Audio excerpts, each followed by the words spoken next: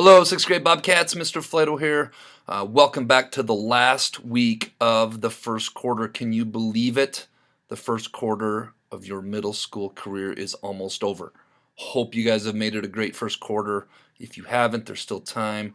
Get your missing assignments turned in, get your corrections done, get those things taken care of before it's too late. And then we're on to second quarter. Let's make second quarter a little better than we did the first. This week's Bob lesson is very, very important. It's stop, walk, and talk. Unfortunately, anywhere you go in life, you are bound to run into disrespectful people. Unfortunately, even at our school. Today's Bob lesson clearly talks about and instructs what we would like you guys to do if you experience disrespectful behavior. It's a three-step process. And this is going to be something that we're going to want you to do all through middle school. Hopefully we don't experience a whole lot of disrespect, but we would rather equip you guys with the proper ways to handle disrespect because unfortunately even when you're my age, you deal with it. So let's get rocking and rolling on this Bob lesson. Hope you guys finish the first quarter strong. Let's go out and make it a great week. All right, this Bob lesson is going to be called Stop, Walk, and Talk at HMS. But first, let's be our best this week at HMS. Let's be safe, let's be responsible, let's be respectful, and let's be a learner. All right, for those of you that weren't taught stop, walk, and talk at elementary school that they went to, because we all come from a lot of different elementary schools, I'm going to tell you a little bit quickly about how this works. Okay, the first is stop. If you are involved in a situation that makes you uncomfortable, you need to remove yourself from the setting. Tell the person or persons that is being disrespectful to you to stop.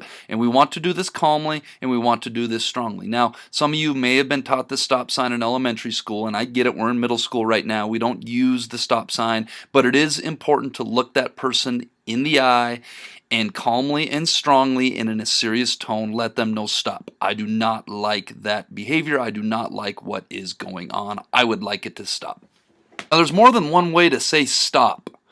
Find a way that is genuine and authentic to you and your personality and how it is. You can say, hey, I don't appreciate that behavior. Please stop. Or what you are doing is really bothering me. Please stop. Or how about, please stop that. I don't appreciate being disrespected. Or please don't disrespect me like that. Or, you know what, I'm not cool with you doing whatever that behavior is. I'd appreciate being treated with more respect than that. Or when you do that behavior, that really bothers me. Please stop. The important thing is to find a way that fits your personality and find a way that is natural and works for you. All right, so we've told them to stop. The second step is to walk away. When you walk away calmly. Remove the attention that the disrespect needs in order to continue and show them with your actions, that you are not appreciating what is going on. Many times this diffuses the situation. Also, it shows that you're doing your part by walking away from the disrespect. If that person follows you, then we're going to be on to step number 3. Previous slide, I mentioned walking away calmly. What does that mean? When you walk away calmly, you are choosing to disengage from the situation. Many times when we stay engaged to the situation, it's hard for that fire to burn out. When we walk away, you're not being disrespectful to yourself in response to the other student's disrespect. And a lot of times you may be tempted to have two wrongs making a right or sticking up for yourself in a disrespectful manner, then both parties are in trouble. Also, by walking away calmly, you're not encouraging other students to be disrespectful to the student who was disrespectful to you. Two wrongs don't make a right, and we're not trying to have an eye for an eye situation here at the Helena Middle School. So, we've told that person to stop. We have disengaged and walked away. And either one of two things are happening.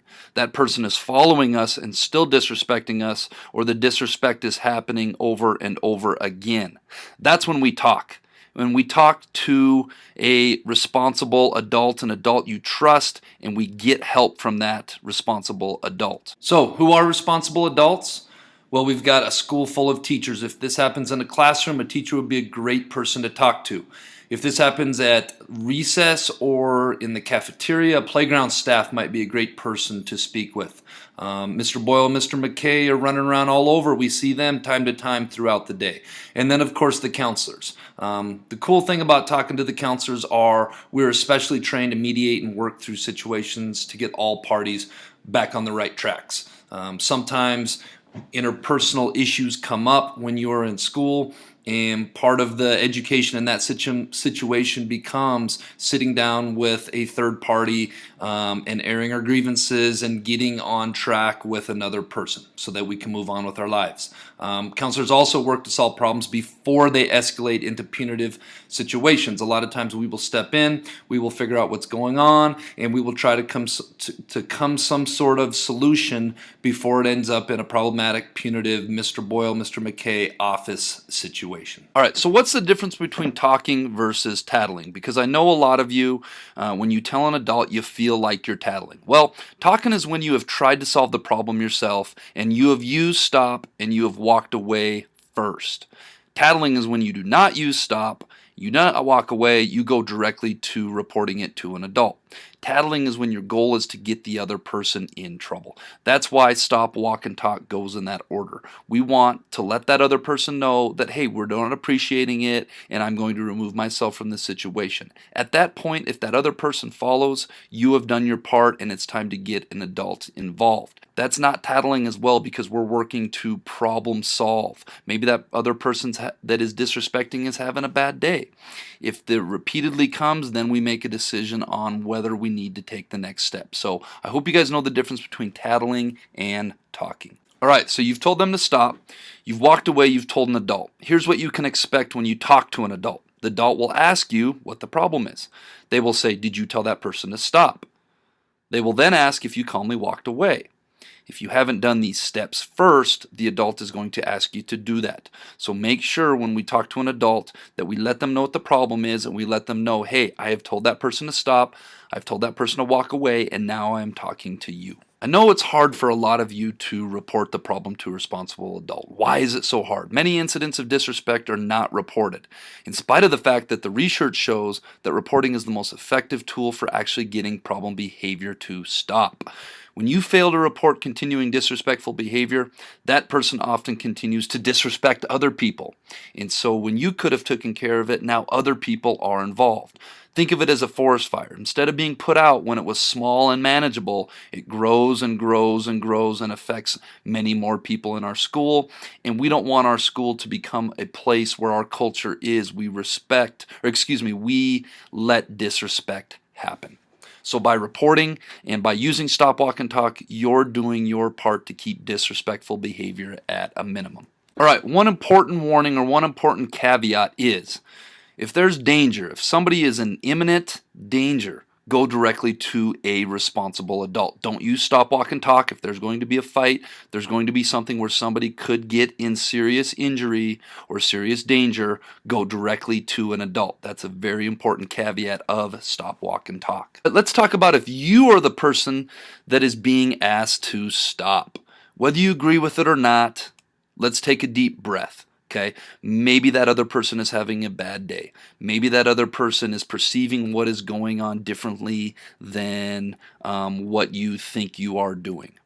Go on with your day and let it go. Do your part to help de-escalate the situation so that both parties can move forward. It's when we fail to de-escalate is when most of the problems happen. What to expect if you don't stop and if you continue to treat others with disrespect. First, you can expect an adult to intervene and help solve the problem. I mentioned before, a lot of times that's a teacher. If you don't participate in the problem-solving process, you can expect discipline consequences because being disrespectful at HMS is taken very seriously. We don't want kids down in Mr. Boyle's office. We don't want kids to be getting in trouble, and we don't expect kids to be perfect. But we do expect kids to try their best to be respectful and to follow stop, walk, and talk. And if you are part of the problem, you participate in part of the problem solving. That brings us to this week's Jellybean Question of the Week winners, who were Mr. Blake Penland, Joshua Olson, Taya Munden, Caitlin One Spot Danforth, and Jolie Mandera. The answer to last week's Bob lesson was a keyhole. Many of you put a doorknob, but the actual answer was a keyhole, and I was able to find many people who had keyhole.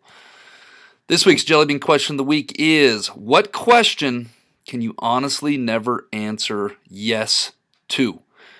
This is kind of like Jeopardy for any of those Bobcats that have seen Jeopardy. You got to answer it in a question form. So I'm looking for the question that you can honestly never answer yes to. If you think you know, Get your answer into the Bob box no later than Friday, and stay tuned to next week's Bob lesson. All right, Bobcats, let's go out and make it a great week at the Helena Middle School.